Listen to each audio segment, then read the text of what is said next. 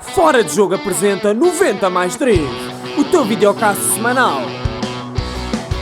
Os mágicos Toto, Quinto e Rabassa, soltinhos para mais uma emissão.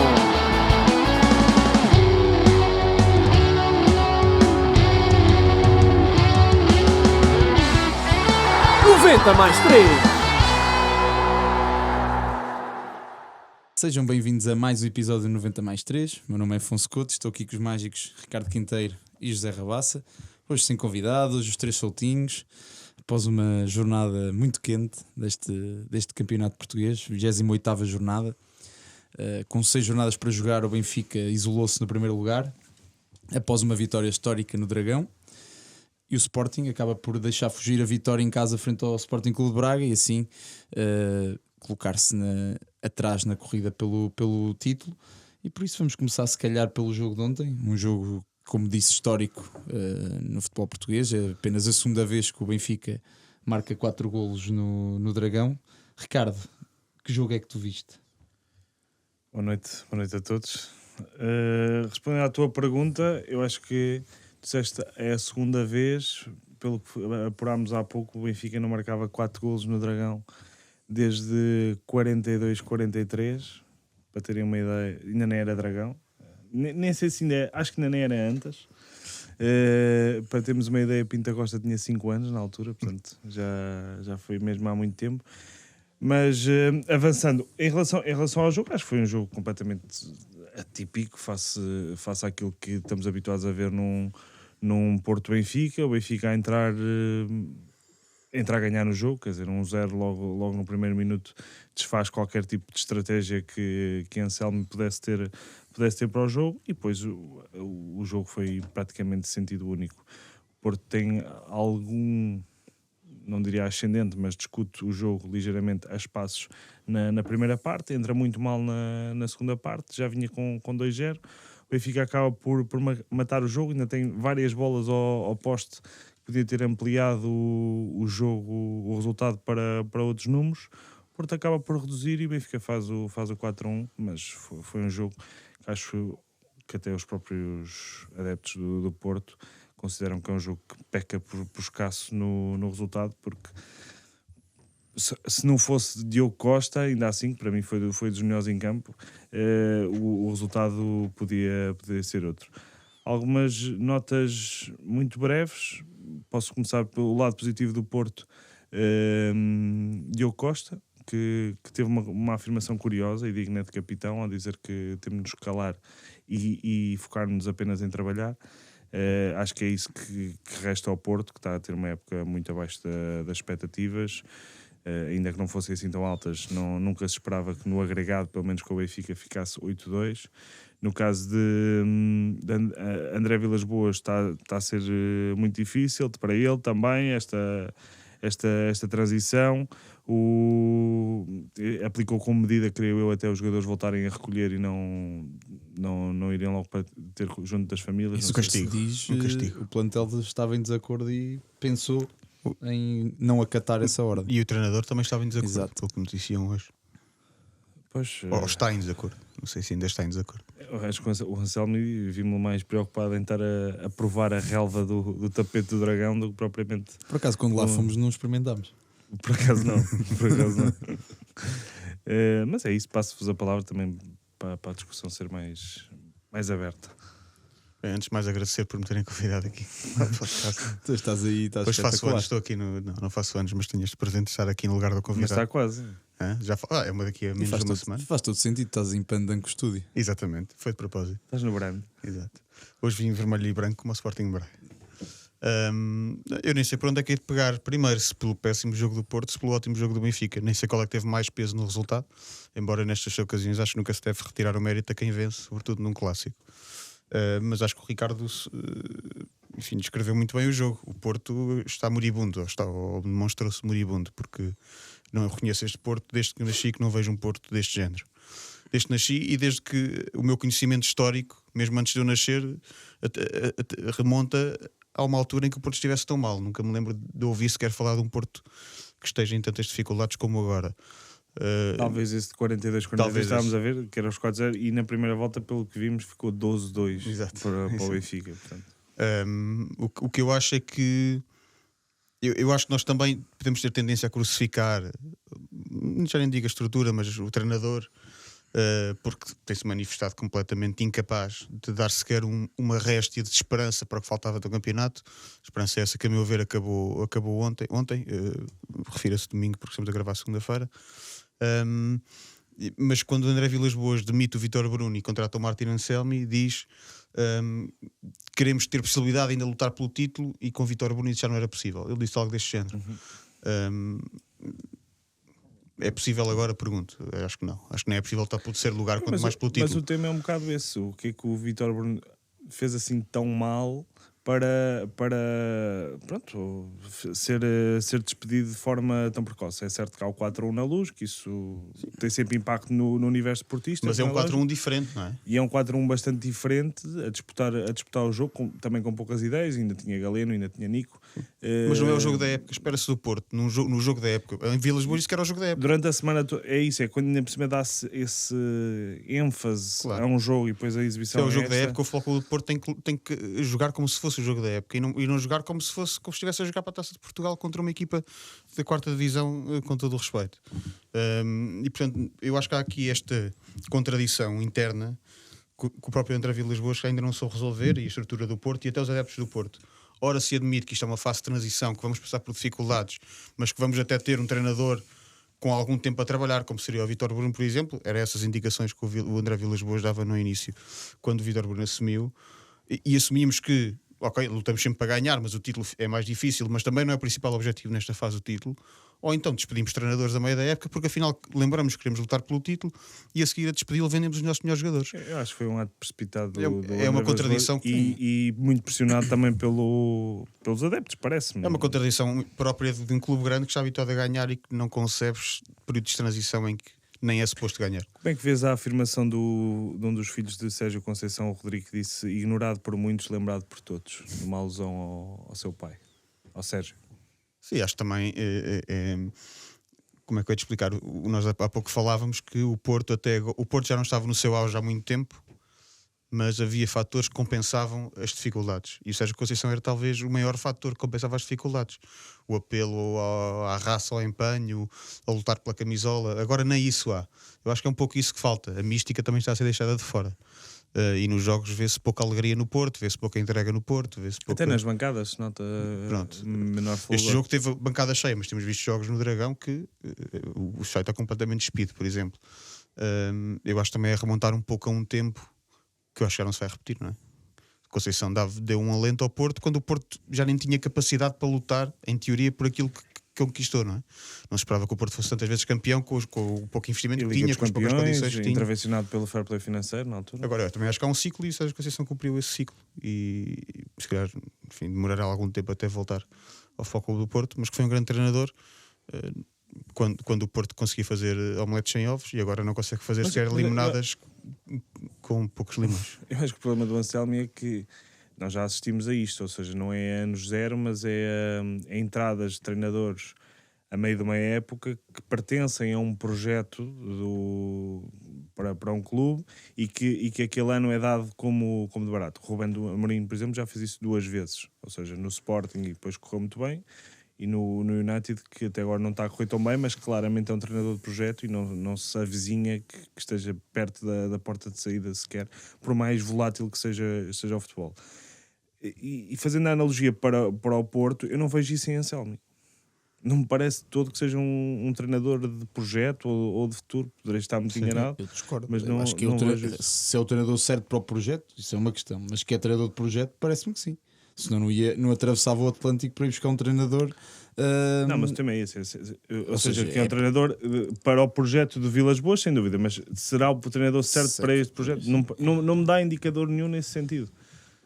Mas isso é, ou seja, até posso pegar por aí, que é, eu acho que Anselmi encontra-se um bocadinho à semelhança daquilo que Ruben Amorim se encontra no United, que é apanha um plantel que está completamente longe daquilo que são as suas ideias de jogo. Portanto, é um treinador que tu, pelo aquilo que se viu daquilo que ele fazia, que fez no México, que fez na Argentina, e depois aqui é que ele pretende trazer as mesmas ideias, mas os jogadores não são claramente adaptados. E ainda tem outro problema, é que ele tem um presente envenenado ao chegar, que é o Porto, apesar de ter ganho uma lufada de ar fresco no mercado de inverno, perde os 2 melhores jogadores do plantel. Claro. Ou 2 dos, vá. Diogo Costa, Galeno, Nico, seriam. Pronto, e agora temos o Mora, mas acho que eram os melhores jogadores, pelo menos uns com alguns. Também. Mas com maior rendimento no Futebol Clube do Porto, até àquele momento, não havia muitos mais. Sobretudo o Nico. Sim, e depois acho que ele mantém a ideia de jogar com 3 centrais, que para mim, neste Futebol Clube do Porto, é completamente desajustado. Como se viu ontem, aliás, o primeiro golo do Porto, se vocês pararem o frame no cruzamento do Arthur Koglu, a defesa está completamente desalinhada. Está um para aqui, um para a frente, outro para trás, um para a frente, outro para trás. É uma linha defensiva que está completamente A defesa é ansiosada. uma tragédia a defender, na transição ofensiva, Sim, na sim. construção, é uma tragédia. Sim. E lembramos que o Anselmi no México chegava a ter o guarda-redes como livre. Portanto, ele dá muita importância a ter jogadores que saibam sair e que tenham capacidade para ter bola. E Nhoan Pérez, de longe, acho que é um flop gigante, até pelo valor, no valor dele. Fisicamente também debilitado. Sim. Era o que nós estávamos a comentar isso ontem. Para mim é impressionante que o melhor central do Porto seja Marcano aos 35, 37 anos, depois de uma lesão de um ano. É assim, nunca na vida estaria nas minhas previsões que isso acontecesse. E depois tens que andar a jogar com o Eustáquio, a central, isso assim, não, é muito limitador. E depois o Porto, as contratações de inverno foram 2 jogadores que são para o futuro. Portanto, o que eu acho é que o ano 0 está aqui, claro. E eu não sei se é um ano 0, se é menos 1, porque há muito trabalho a fazer. E era o que eu estava a dizer, como o Ruben Amorim tem no United. E agora, e pegando naquilo que vocês estavam a dizer, André Vilas-Boas antes disso, tem outra declaração que para mim é estranha neste momento do Futebol Clube do Porto, que é, não sei se vocês se lembram no início da época, ele dizer que o Porto ia lutar pela Liga Europa. E agora, como isto, o jogo do Benfica é o jogo do ano, é correr riscos. Claro. Porque a equipa não está preparada para estes objetivos e está a colocar na equipa Pressão desnecessária. e está a colocar nos adeptos e está a atravessar-se perante os adeptos com uma equipa que não tem. Claro. Que o Porto neste momento não tem. E é claro que não tem. Para mim é óbvio. E falando um bocadinho do jogo, o Benfica entra a ganhar e coloca-se muito mais confortável no jogo, não é? Como eu já disse, com o erro defensivo do Porto. E depois o Benfica teve uma coisa, e isso aí lá já até me tem surpreendido, como já o fez contra o Barcelona, que está confortável mesmo não tendo muita bola. Isto aconteceu contra o Porto também na primeira parte. A certa altura tinha quase 70% de posse de Mas o bola. Porto não tinha capacidade, porque o Benfica estava muito bem compacto, com 2 linhas muito compactas, não deixava o Porto jogar. O Porto atraía o Porto para fora. E aproveitava as habilidades defensivas do Porto para sim. ferir em contra-ataque. E depois aí tu percebes outra coisa, que é, por exemplo, Samu para mim é um ponta-lança com grande potencial, tem golos, um jogador que chega a Portugal e já só no Campeonato Português já tem 16 golos, é sem dúvida uma grande época. Mas a partir da chegada de Anselmi, vocês reparam que o Samu secou. Porque vês claramente que o que ele pede a ponta de lança é para vir jogar fora, para vir jogar à largura, para vir jogar em apoio, e o Samu nisso está num nível muito semelhante ao de Marega. Mas vocês sabem como é que o Conceição jogava com o Marega, não é? Era profundidade, e o Marega fez do Marega um jogador que ele não era. E isso é o que está. Agora, o Anselmi está a pedir ao Samu aquilo que ele não é, e aí o Porto também está a sair prejudicado. E pronto, e acho que o Benfica gerou muito bem o jogo, muito competente a defender e a não ter bola, e depois muito competente na transição ofensiva. E aqui Arthur Koglu fez um jogo exímio. Acho que está de volta à forma com que começou a época, a que tu até o apelidaste de pedra de toque. Na altura a pedra... e depois mais tarde fez-me lembrar o Nolito quando chegou, que ia quase batendo um recorde do Eusébio na altura, 6 golos nos primeiros jogos, depois chegou um pouco e agora parece estar a voltar. Entretanto, pronto, o azar de uns é a sorte de outros. Entretanto, o Sheldrup também voltou a secar um bocadinho, ainda que entra bem. Eu estava à espera que entrasse o Bruma. Por falta de aposta e falta de regularidade da aposta. E a chegada da Bruma também, a chegada da Bruma condicionou e muito esse aparecimento, esfriou um pouco do Sheldrup. Bruma, que eu até achei que ontem ia ser a arma secreta para acabar, para dar a última estocada no Porto e massacrar ali um bocadinho o lateral. Já não era preciso. Sim, mas ainda, ou seja, Di Maria e bem, acho que o Laje, falaste bem da forma como o Laje prepara os jogos, eu acho que a gestão que é feita sobre Di Maria para protegê-lo, não ser tão obrigado a participar na manobra defensiva, ainda que tenha sido dos maiores recuperadores de bola na primeira parte. Sim. Pá, eu acho que é um trabalho fantástico do Laje, a forma como mete o Orsens a cobrir muitas vezes à direita e o permite só libertar para a manobra ofensiva. Acho que isso é um trabalho de treinador, e aí o Laje mostra uma vez mais que é treinador. Sim, Schmidt não conseguiu fazer, não é? Schmidt nunca soube fazer isso com o Di Maria, o que é estranho. Criou até à volta de Di Maria uma certa culpada pela época, quando até, lá está, o Di Maria é o que nós vimos, é capaz de sacar um cruzamento de que ninguém é capaz de sequer vislumbrar, e ele mete a bola no Pavlidis e é um golo que surge do nada. Sim, e ainda ontem nós estávamos a ver o jogo juntos e estávamos a comentar isso. O Di Maria às vezes até parece que começa a arrancar em direção à própria baliza. Sim. Mas dá sempre a sensação de tranquilidade. Ou seja, é um jogador com a bola colada ao pé, sabes, ou vai cavar a falta, ou vai conseguir contornar o adversário para trás, ou dar para um colega. Portanto, até nisso é diferenciado. Até correr para trás com a bola é um sobredotado. Sim. E mesmo na segunda parte o Laje teve mérito em depois mudar, e foi o Benfica que entrou pressionante, e o Porto... Ou seja, numa altura em que se esperava que o Porto isso é um momento marcante fosse atrás do jogo, é o Benfica que entra a pressionar alto, e aí Austin se faz um trabalho brutal na pressão, lá está, já tinhas referido, mas na segunda parte então foi exímio a subir à primeira linha de pressão e condicionou completamente o Porto, que só com a entrada de Martim Fernandes e Gonçalo Borges é que conseguiu dar um bocadinho de voltar um bocadinho ao jogo, mas já não foi claramente a tempo, porque Gonçalo Borges só sabe fazer um movimento, estamos todos de acordo. Sim. É para a frente. É ir à linha cruzada, mas é raro, já não se vê muito no Sim, futebol hoje em dia, ir à linha cruzada. É preciso fazer também. Sim, se fores eficaz nos movimentos. Não é um se grande, não é? Sempre nós estávamos a ver o jogo e disse, em todos os movimentos, sempre que ele agarrava na bola, vai acontecer isto. É inevitável. Também porque é inevitável. puxa sempre ao pé direito e metem-no sempre a jogar à direita. Porque ele, já houve jogos em que chegou à esquerda e puxava para o meio, mas não tem essa facilidade de puxar para o meio com o pé esquerdo. Não tem essa facilidade. não tanto. E depois, o Benfica conseguiu reforçar-se bem no mercado de inverno, e tu vês pelo banco, o banco suplentes ontem do Benfica tinha 7 internacionais, não é? Sim, claro. Faz muita diferença face a um Porto que no banco não tinha. Pronto, tinhas ali o Martim, que eu acho que é um excelente jogador. Mas Não gostei tanto de ver o Dal à direita, mas acho que foi uma solução ainda assim de recurso, não é? Fruto dos problemas que o Tomás atravessa nesta altura. Mas acho que o Laje bem preferiu só prejudicar, não é prejudicar, mas ou seja, sensibilizar um pouco uma posição, que era a lateral direito, e não a de pôr Orsens lá e ter que pôr outro Barreiro, por exemplo, no meio campo, sacrificando duas posições. Acho que até nisso teve bem, mas também o jogo também estava para isso. O jogo também, estando com vantagem, na altura estava 3-0, penso eu. sim, sobre este jogo, alguma coisa mais a acrescentar? Um jogo sem história. Vamos ao Sporting Braga. José. Sporting Braga. É o Sporting Braga. Não, foi um jogo. Dava a sensação de que era o jogo que mais tarde ou mais cedo ia acontecer, não é?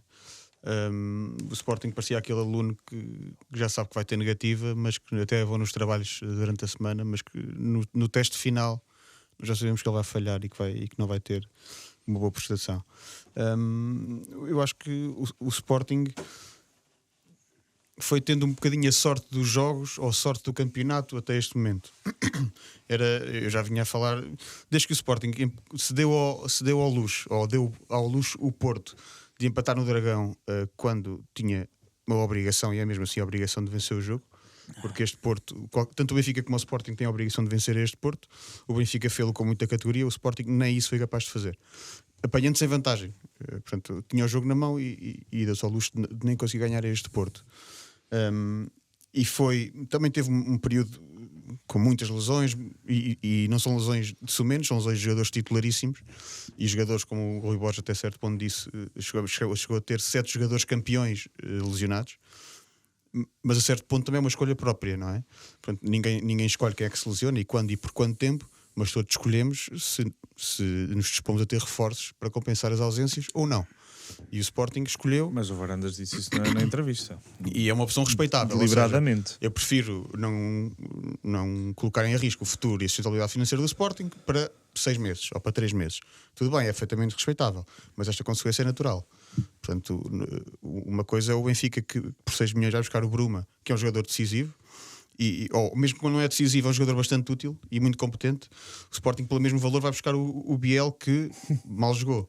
E portanto, ou seja, a sustentabilidade financeira aí também está onde? Está aí buscar, dar o mesmo valor por um jogador que não se sabe quem é e que não vai ter rendimento.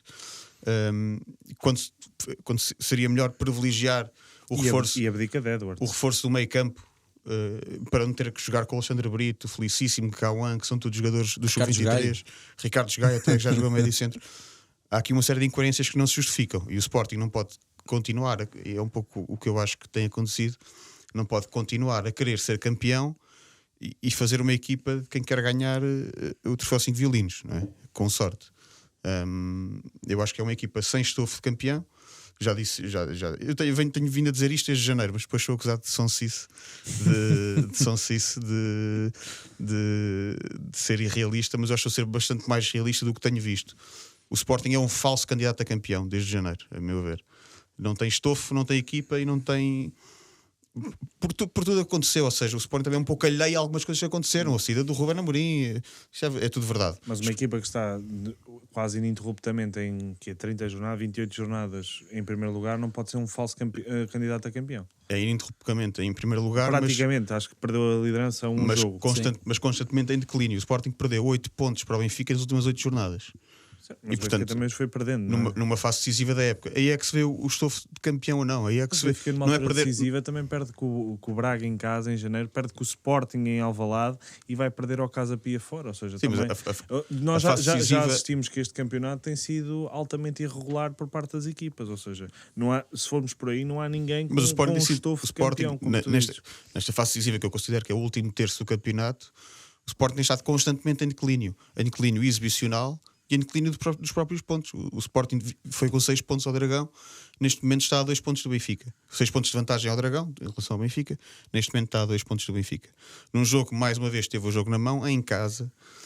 Já não há grandes desculpas de lesões, é verdade que o jogo com o Debassa adaptado outra vez, é o que é. Preferiu ir buscar o Biel Teixeira do que ir buscar um médio centro. O Sporting só se pode queixar de si próprio, a meu ver. Não há outro fator, não há aqui arbitragem, não há nada. O Sporting só se pode queixar de si próprio se não for campeão. E há pouco antes do episódio dizias está aberto o campeonato. Eu acho que hoje está fechado o campeonato. Acho que o Sporting falhou num momento capital e a meu ver, quem está neste declínio progressivo, ainda que às vezes disfarçado, não tem capacidade para chegar à casa do principal rival e vencer o jogo, como o Sporting, mantendo-se tudo igual, está obrigado a fazer quando for à luz. Eu entendo que se nós vestirmos o véu da ignorância, como era o Rawls, não era que dizia isso, da filosofia, se vestimos esse véu da ignorância, que por vezes é... Ou seja...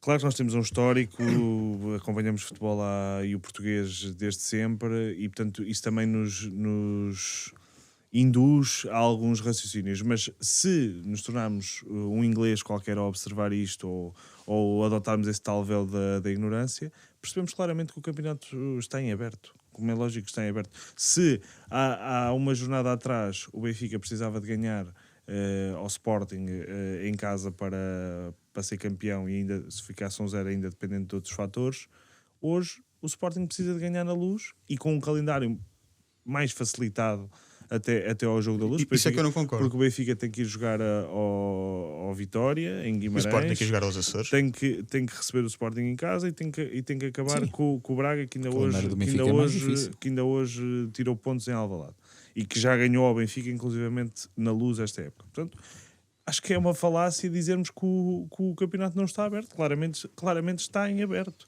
Agora, se o Benfica está mais galvanizado depois de ganhar 4-1 no Dragão, sem dúvida. Se o Sporting sai um pouco mais fragilizado, depois de perder pontos em casa com o Braga, naturalmente.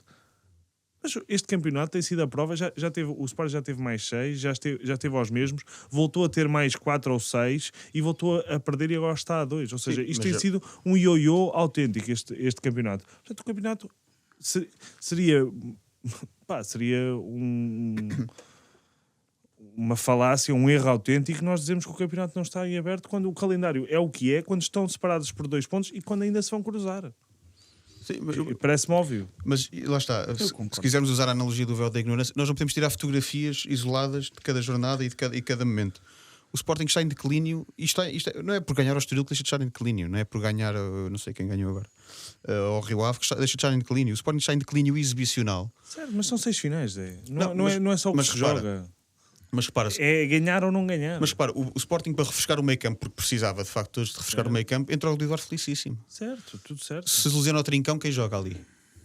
Mas não se lesionou ninguém. Mas Felizmente para o Sporting. se lesiona o Actor Colo, joga o Sheldrup. Se lesiona o Sheldrup, joga o Claro, Bruma. Se o lesiona o Benfica- Bruma, joga o Di Maria. O Benfica, É diferente. Disseste há pouco, e bem que o Benfica tem muito mais soluções e que também fez por isso, nomeadamente no mercado interno. E conseguiu construir Agora, em cima estamos disso a uma falar de 6 dinâmica de vencedor. Estamos a falar de 6 jogos. vencedor. Estamos a falar de 6 jogos. É um mês e uma semana. Não, Mas o não, calendário- não é meio campeonato. Eu quero dar aqui os meus 5 questões sobre o calendário. Eu tenho ouvido que o calendário do Sporting é mais fácil. Eu acho que isso é completamente. Teoricamente, não é? A última, É a última classificação jornada para que mim diz. nunca conta, sobretudo quando a penúltima é na Luz e pode ser o jogo decisivo.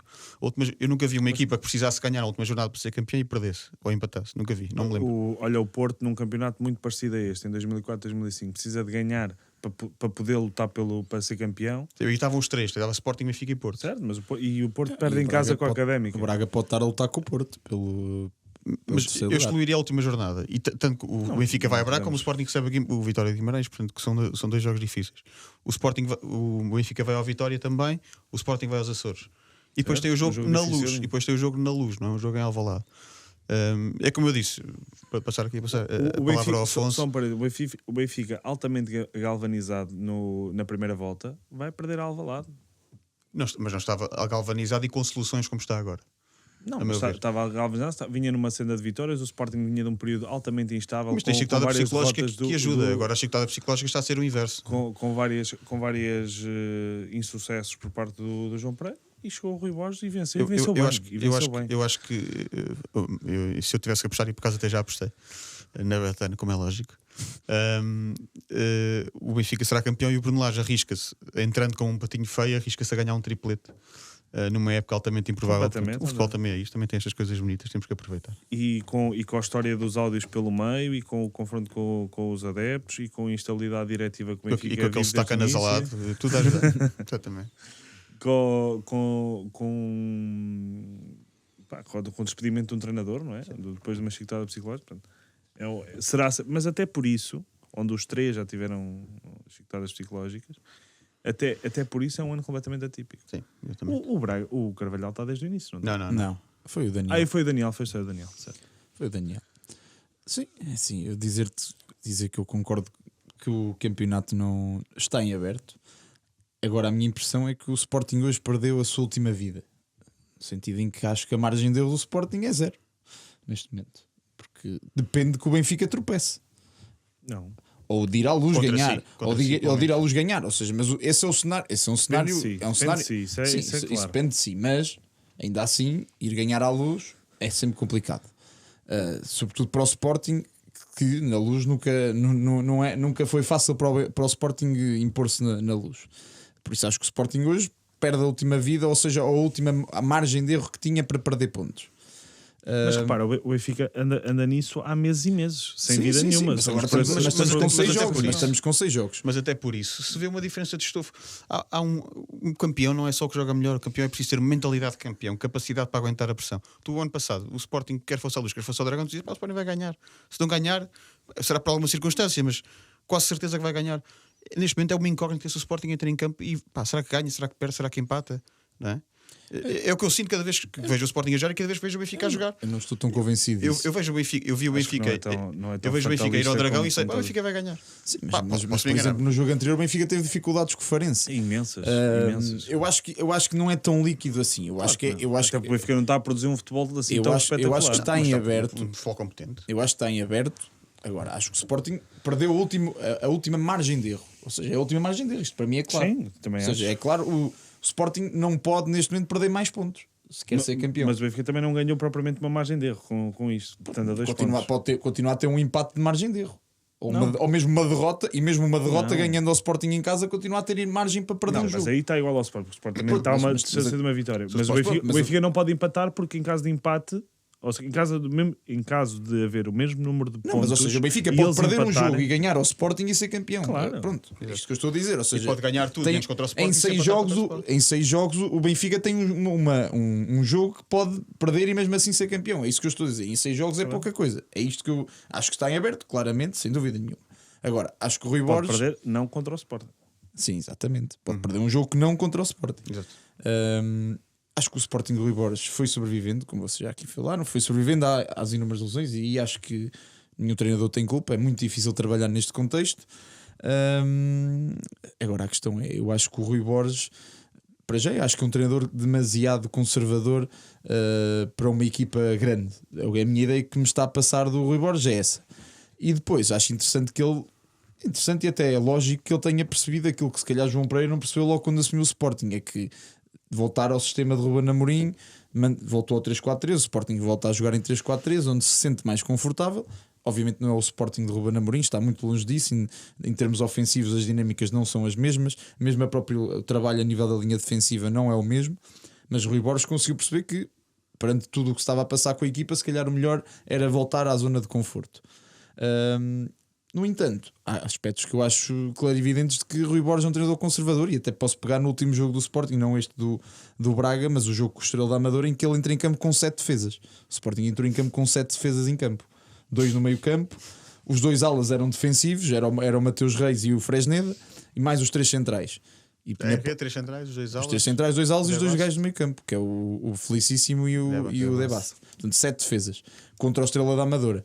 E ainda teve a jogar cerca de 15 minutos contra 10 com os 7 defesas em campo.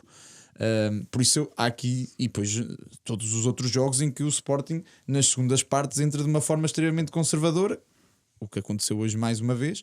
E já não há desculpa de falta de forma física e desgaste físico. Sim, Isso já não se verifica. Eu acho que a boa notícia para o Sporting dos últimos jogos foi mesmo o Gyökeres voltar ao 100% da forma física, e isso realça também que... E é o abono de família. E se eu achava que na altura do Ruben Amorim o Sporting não era totalmente dependente do Gyökeres, ainda que o Gyökeres seja sempre um jogador que eleva uma equipa, eu acho que agora sim o Sporting é Gyökeres dependente, mas sem dúvida nenhuma. O Sporting nos últimos jogos, eu acho que é raro o gol do Sporting onde não há um golo ou uma assistência ou uma falta ganha ou um penalti ganho por Vítor Gyökeres. E hoje claramente visto na segunda parte que bastou Gyökeres falhar um bocadinho no acerto, o próprio Trincão estar um bocadinho desalinhado e o Sporting perde a capacidade 3-4 oportunidades de fazer o 2-0. E num jogo, e indo ao jogo em concreto, onde o Sporting entra a ganhar, depois controla sem dominar, e quando se controla sem dominar e se baixa linhas e se tenta controlar o jogo desta forma, coloca-se em risco. E foi o que aconteceu, porque o Braga não criou uma oportunidade, tirando o golo, não criou uma oportunidade concreta de golo contra o Sporting. Agora a questão é, se tu permites ao adversário, um adversário com a valia do Braga, não é? Porque o Braga também cresceu, o Braga é a melhor fase da época do Braga, e até falando um bocadinho aqui do Braga, o Braga cresceu no momento em que conseguiu ter no meio campo Racic, Moutinho e Salazar. Exatamente. Não é o Braga que jogava com Vítor Carvalho e Gorbi, que era uma equipa completamente incapaz de ter bola, e tu agora vês o Braga com uma capacidade ofensiva completamente diferente. Eu acho que este Braga, se tivesse um ponta de lança com golo que não tem, podia ser uma equipa ainda mais capaz de estar se calhar até na luta pelo título.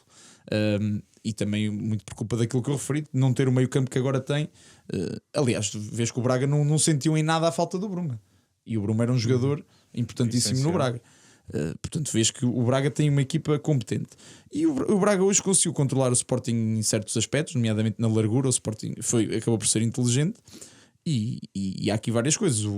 No Sporting o Katam não pode jogar a extremo, acho que ficou claro.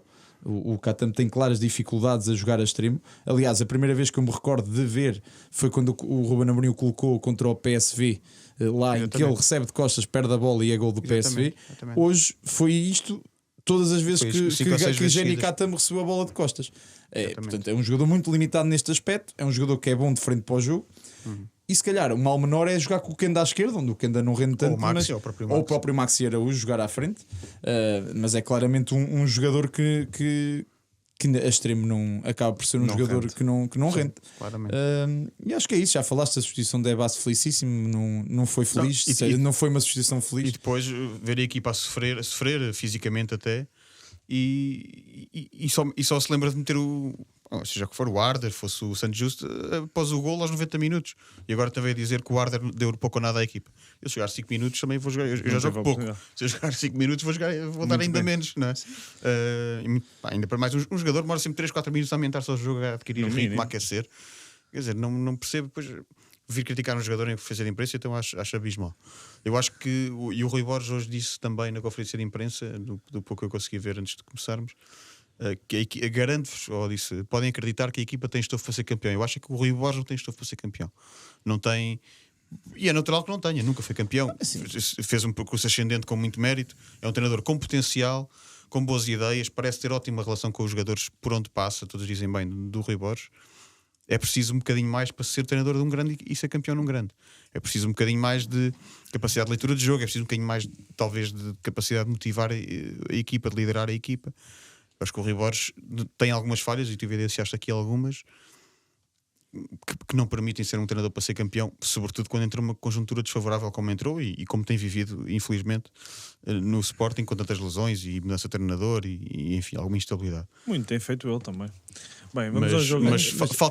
Falta aquele last Mas mile eu que digo, eu acho uma equipa que tenha um Gyökeres está sempre na Próxima luta de por. ganhar. É porque é impressionante, não é? Acho que não há palavras já para aquilo que Gyökeres é capaz de fazer no campeonato português. Contra qualquer defesa, contra qualquer jogador, contra qualquer adversário. É curioso que o Braga hoje substitui os dois centrais. Sim, amarelados Durante o jogo. por faltas contra o Gyökeres. Portanto, aí vês a. Exatamente. É que depois, lá está, ele marca muitos penaltis, mas é ele que os ganha a maioria das vezes. É sempre ele. Os adversários têm que arranjar formas de o conseguir parar. É um fenómeno. Agora até livres diretos, Marco. E por isso acho que o Sporting, tendo um jogador como ele, também está sempre perto de. E há de estar sempre na luta. São 55 participações em golo em 44 Tem jogos. métodos da seleção. Estou a dizer só pelo clube, pelo Mas podes fazer Sporting. aqui em cima e dizer. Aqui em cima. Não, mas aqui em cima. Aqui em cima está tudo. Já vai nas 70, já chegou às 70. Ora, vamos em 53 golos marcados e 15 assistências, portanto 68. 68. Sim, é abismal. É abismal. Eu, para acabar, nem eu faz só sentido. ia trazer aqui uma irritação minha, pois vocês vão comentar, acho que vão gostar. Agora que estamos a disputar as meias finais da Taça de Portugal, não é? E desde 2008, 2009 a FPF fez regressar esta meia final a duas mãos, não é? E a verdade é que desde aí, ou seja, já lá vão 17 anos, apenas por uma vez os três grandes foram eliminados que não por um dos três grandes. Só aconteceu uma vez em 17 Nas anos. meias finais. E foi o Braga em 2021 contra o Futebol Clube do Porto.